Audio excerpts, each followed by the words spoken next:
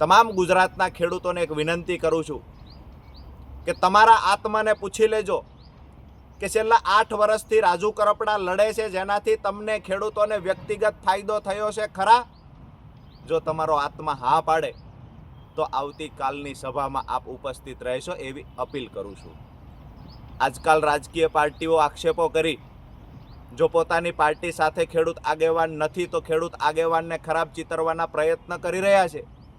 હું માનું છું ક્યાંક ને ક્યાંક આ ષડયંત્ર ખેડૂતનો અવાજ દબાવવાનું ષડયંત્ર છે, ક્યાંક ને ક્યાંક ખેડૂત આગેવાનને ખતમ કરવા માટેનું ષડયંત્ર છે.